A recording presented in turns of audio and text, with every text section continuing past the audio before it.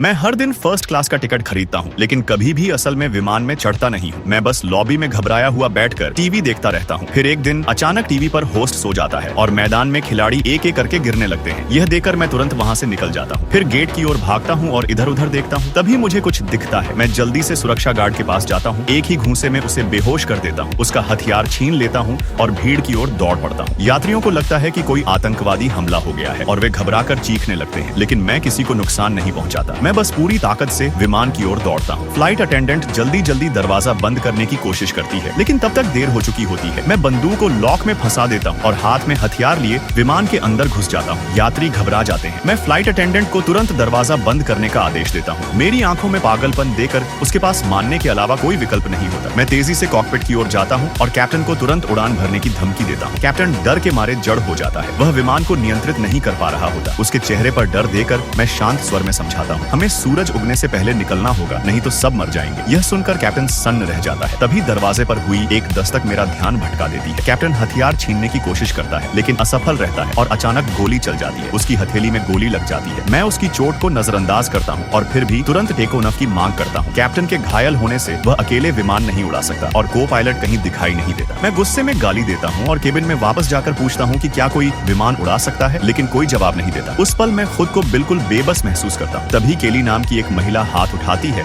और कहती है कि वह हेलीकॉप्टर उड़ा सकती है और हमारे पास कोई और विकल्प नहीं है। मैं उसे कॉकपिट में ले जाता हूँ। विमान आगे बढ़ने लगता है। टावर को तुरंत कुछ गड़बड़ का एहसास हो जाता है। को पायलट हमें रोकने की कोशिश करता है, लेकिन तब तक बहुत देर हो चुकी होती है। मैं कैप्टन को रोकने नहीं देता। वह सिर्फ टावर को टेकोनफ की सूचना देने की कोशिश करता है, लेकिन वहाँ से कोई जवाब नहीं आता। तभी कैप्टन को एहसास होता है कि गोली से संचार प्रणाली खराब हो गई है, लेकिन मुझे इसकी परवाह नहीं होती। मैं उनसे सिर्फ विमान उड़ाने पर ध्यान देने को कहता हूँ। कैप्टन फ्लाइट अटेंडेंट को कॉल करके यात्रियों को सीट बेल्ट बांधने का निर्देश देता है। फिर वह केली को थ्रॉटल बढ़ाने को कहता है। विमान धीरे धीरे जमीन से ऊपर उठने लगता है। मैं कैप्टन को पश्चिम की ओर उड़ने का आदेश देता हूँ, क्योंकि वहीं सूरज ढलता है। जब उड़ान स्थिर हो जाती है तो कैप्टन मुझसे पूछता है कि मैं असल में करना क्या चाहता हूँ।